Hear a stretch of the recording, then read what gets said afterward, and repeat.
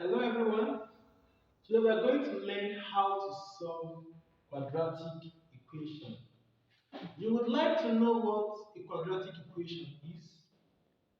An equation with 2 as the highest power of the unknown variable is called quadratic equation. We have different methods of solving quadratic equation. I would like to mention them before we go into what we have today.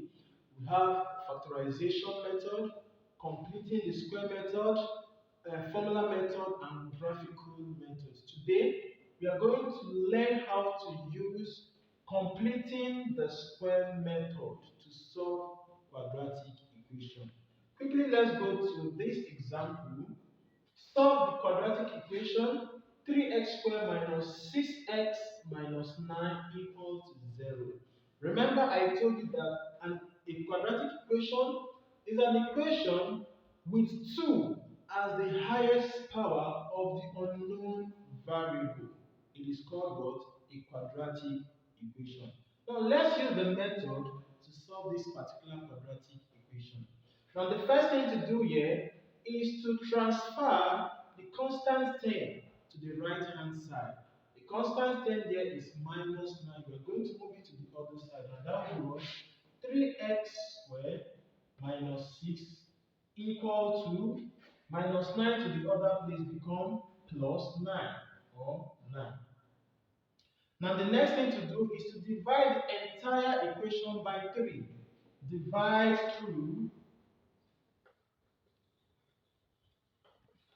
by 3. So we are going to use 3 to divide the entire equation by 3 to make the coefficient of the unknown variable with the highest power to as unity. When I say unity, I mean 1. So the coefficient of the variable becomes 1. So that will be 3x squared divided by 3 minus 6x divided by 3 equals to 9 divided by 3. So let's cancel out. 3 cancel 3. That will be what? X squared. Minus 6 divided by 3 is 2. 2x. Equal to, and 9 divided by 3 is 3. Okay? The next thing to do here is to make the left hand side a perfect square. First and foremost, you would like to know what a perfect square is. A perfect square is a product of two identical numbers. Take a look at this. 2 times 2 is equal to 4. We have 2. The product of two identical numbers to give us 4. So 4 is the perfect square.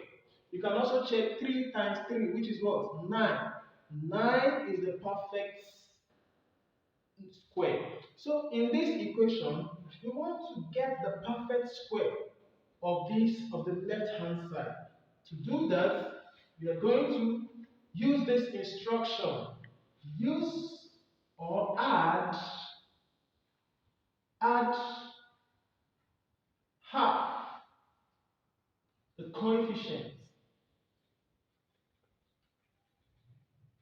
of x all squared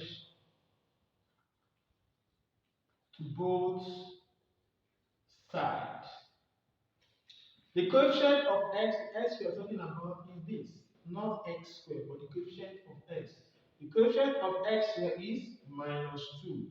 So we are going to get half of it, which is half multiplied by minus 2 all squared.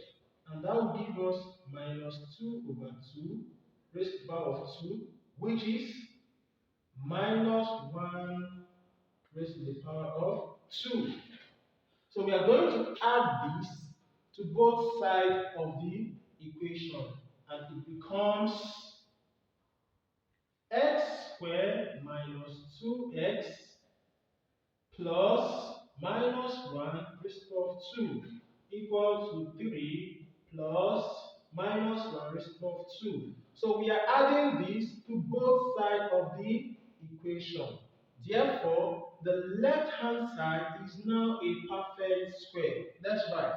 The left hand side is a perfect square. Now to solve a perfect square in this form, we just pick x and minus 1 and square both of them. We enclose in a bracket and then we take the square of them. That is the identical expression for the left hand side. So let's go to the other page of the board. We have x minus 1 all square equal to 3 plus minus 1 square. Remember, I said the left hand side is a perfect square. So if